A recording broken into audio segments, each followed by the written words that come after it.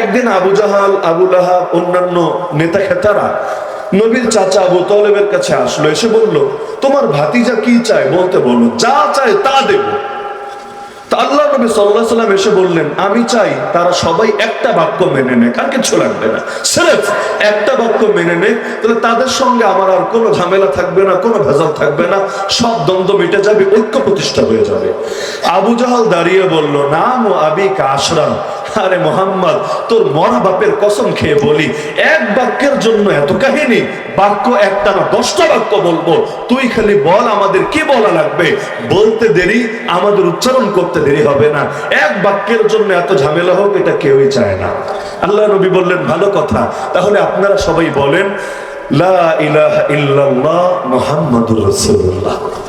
এবার বলে উঠলো, ছি ছি ছি ছি, এ কথা তো বলতে পারবো না। আজালাল আলিহাতা ইলাহান ওয়াহিদা ইন্না হাযা লাশাইউন উজাব। 23 নম্বর পারায় সূরা সাদে আল্লাহ জানিয়েছেন, ওরা বলে উঠলো, আরে এটা আবার কেমন রে, পুরান পাগলের ভাত নয়, নতুন পাগলের আমদানি হয়েছে। এত খোদাকে মাত্র এক খোদায় পরিণত করেছে, এত খোদা মিলেই অভাব দূর করতে পারে না। একজন বৃষ্টির দেবতা, একজন হলো রোদের দেবতা, একজন সন্তান দেওয়ার দেবতা, একজন চাকরি দেওয়ার দেবতা, একজন ব্যবসায় বরকত দেওয়ার দেবতা, একজন ফসলের দেবতা। এত এত দেবতা মিলেও আমাদের কপাল থেকে দুঃখ দূর করাতে পারে না। আর সব দেবতা বাদ দিয়ে বলছে একজনকে মানলেই চলবে, সেই একজন হলেন আল্লাহ। এটা তো বড়ই অদ্ভুত ব্যাপার। ইন্না হাযা লাশাইউন উজাব, এটা বড় আশ্চর্যজনক এক ব্যাপার। এমন কে দাবিও করে বসলো, মা সামি'না বিহাদা ফিল মিল্লাতিল আখিরা, কি রে, ইতিপূর্বে এমন আজগুবি কথা তো জিন্দেগিতেও শুনি নাই। ইন হাযা ইল্লা ইখতিলাফ, এটা একেবারেই মন গড়া কথা, নাউযুবিল্লাহি মিন যালিক। অথচ নবী যেটা বলছেন, এটা মন গড়া নাকি ওরা যে শয়তানি করে সেটা মন গড়া? তাহলে ওদের নিজেদেরটা মন গড়া, কিন্তু নবীরটারে এবার বলে দিচ্ছে মন গড়া। মানে মিথ্যার ভিড়ে সত্যটাই হয়ে যাচ্ছে অন্যায়, আর মিথ্যাকেই বলা হচ্ছে ন্যায়। আপনারা ফেরাউনকে চেনেন না? কি চেনেন না? আপনারা চেনেন। বর্তমান বাংলাদেশে তো ফেরাউনের নাম খুব বেশি আলোচনা হচ্ছে। ফেরাউনের সঙ্গে কার জানি একটু মিল পাওয়া গিয়েছে আর কি। তো এখন বেচারি চলে গেলেও সবাই তার আলোচনা করতে গিয়ে ফেরাউনকে খুব মিস করছে, খুব স্মরণ করছে। এই যে ফেরাউন, একদিকে এত বড় ফ্যাসিস্ট, এই শব্দ দিয়ে বলি, এত বড় স্বৈরাচার, এত বড় জালেম, যে শিশু হত্যা করতে পর্যন্ত বুক কাঁপে না। এক মূসাকে মারার জন্য ওই বছর হাজার হাজার ছেলে সন্তানকে হত্যা করতে আর বুকটা একটু কাঁপে না। ওই ফেরাউন রাতারাতি দেখেন কত ভালো মানুষ সাজছে। ফেরাউন বলছে যে, শোনো, আমি তোমাদেরকে বলছি, তোমরা অনুমতি দাও, আমি মূসারে মারবো। কি রে, তোর আবার অনুমতি লাগে নাকি মারার জন্য? এতকাল বাচ্চা মারলে অনুমতি লাগলো না, আর এখন নবী মূসা বড় হয়েছে, নবুয়ত পেয়েছে, এখন তোর অনুমতি কেন লাগছে? সে নিজে ব্যাখ্যা করে দিচ্ছে, শোনো, ইন্নী আখাফু, আমি ফেরাউন ভয় পাচ্ছি, আই ইউবাদদিলা দীনাকুম আও আই ইউযহিরা ফিল আরদিল ফাসাদ। মূসা তোমাদের ধর্মের অপব্যাখ্যা করবে, তোমাদের ধর্মকে বিকৃত করে দেবে, অথবা সে দেশের মধ্যে জঙ্গিবাদ ছড়াবে।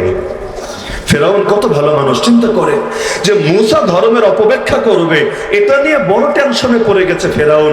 মানে কত জানি খাঁটি ধার্মিক লোক, ধর্ম নিয়ে কত চিন্তা তার, যে এক হুজুর এসে ধর্মের অপব্যাখ্যা করবে, এই টেনশনে তার ঘুম হয় না। এবার হুজুরের মোকাবেলা করতে হবে। আর 2 নম্বর চিন্তা, ও হলো দুনিয়াতে খুব শান্তিকামী, এখন নবী দুনিয়াতে ফাসাদ ছড়াবে, নৈরাজ্য ছড়াবে, জঙ্গিবাদ ছড়াবে, টেররিজম ছড়াবে।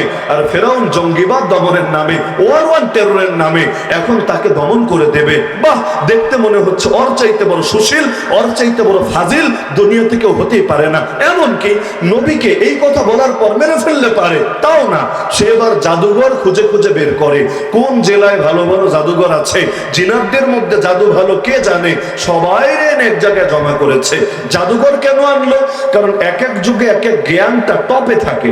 বর্তমানে যেমন বিজ্ঞানটা টপে আছে, কি টপে নাই? ইংলিশ ভাষাটা টপে আছে। হুজুর যদি আরবি বলতে বলতে মুখে ফেনা তুলে ফেলে, উর্দু ফার্সি বলতে বলতে রাত কাটিয়ে দেয়, তবুও কেউ বলবে না হুজুর শিক্ষিত, হুজুর স্মার্ট। আর যদি ইংলিশ 2-4টা বাক্য বলবে আরে হুজুরটা তো সেই মাশাআল্লাহ, এইটা না খাঁটি একটা হুজুর, ভার্সিটির মাল। কারণ এই হুজুর দেখি ইংলিশও পারে, অনর্গল ভাবে বলতে পারে, কোনো ভুলও হয় না। তার মানে আরবি বললে বড় জ্ঞানী না, উর্দু ফার্সি বললে বড় জ্ঞানী না, ইংলিশের মধ্যে কি এমন মধু আছে, দুইটা চারটা বাক্য বললে বিশাল বড় জ্ঞান।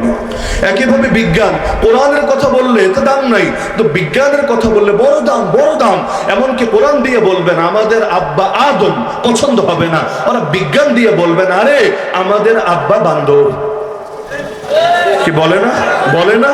আরে নিজেরা বললে তো চলতো, নিজেরা বললে দুঃখ লাগতো না। জাফর ইকবাল যদি বলতো যে তার আব্বা হলো বান্দর, দীপুমণি যদি বলতো তার আব্বা হলো হনুমান, তাহলে বিশ্বাস করেন আমাদের মোটেও কষ্ট লাগতো না, কারণ ওরা ওদের আসল পিতৃ পরিচয় প্রকাশ করে দিচ্ছে, আমাদের খারাপ লাগার কি আছে? এমনকি বান্দর আর হনুমানটা যেভাবে খাঁচায় ভরে রাখি, প্রয়োজনে ওদেরকেও খাঁচায় ভরে রাখবো, কোনো আপত্তি নাই, কোনো কষ্ট নাই। এমনকি যেগুলো লোকে খাঁচায় ভরে না, যেমন কাক, কাক জিন্দেগিতে কেউ পালে বলে আমার জানা নাই। কাক খাঁচায় ভরে পালে? পালে কেন? কারণ মানুষ সেই পাখি পালে যেই পাখি আকর্ষণীয়, যার গলার সুর সুন্দর। কাকের গলার সুর সুন্দর না, আর কাকা শুনতে কারো ভালো লাগে না, কিন্তু মানুষ কাউয়া যেটা আছে আর কি, ওরে যদি পাবলিক পায়, ওরে কি বন্দি করতে ভুল করবে? ওরে কি খাঁচার মধ্যে ভরতে কারো মনের মধ্যে মোটেও বাঁধবে? বাঁধবে না। তো ওরা যদি নিজেদেরকে বান্দরের নাতি পুতি বলে, বান্দরকে ড্যাডি পাপা বলে ডাকে, আমাদের কোনো কষ্ট লাগবে না। কিন্তু বিজ্ঞানের নামে, ডারউইনিজমের নামে, কোরআনের বিপরীতে যদি এটা চাপানোর চেষ্টা করে, মুসলমান কিছুতেই সেটা মানতে পারে না।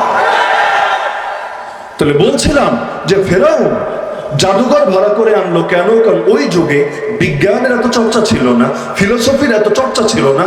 ওই যুগের মূলধারার জ্ঞানে ছিল জাদুবিদ্যার জ্ঞান। যে যত বড় জাদুঘর সে তত বড় জ্ঞানী। বাংলাদেশে দেখেন না, যে যত বড় নাস্তিক সে তত বড় নাকি বিজ্ঞান মনস্ক। এই যে কয়েকটা নাস্তিকের এক সময় মানুষ রাগে ক্ষোভে মারতে মারতে দুনিয়া থেকে বিদায় করে দিয়েছে। এরপর পত্রপত্রিকায় লেখালেখি হয়েছে বিজ্ঞান মনস্ক লেখক হত্যা হয়েছে। বিজ্ঞান মনস্ক মানে কি রে ভাই? ওদের বিজ্ঞানের মধ্যে কি অবদান আছে? কোন থিওরি দিয়েছে বিজ্ঞানের জন্য? কি করেছে? বলবে হুজুর কিছু করা লাগবে না, ইসলামরে ধুইয়ে দিতে পারলেই চলবে। এই যে টকশোর মধ্যে এক একটা বুদ্ধি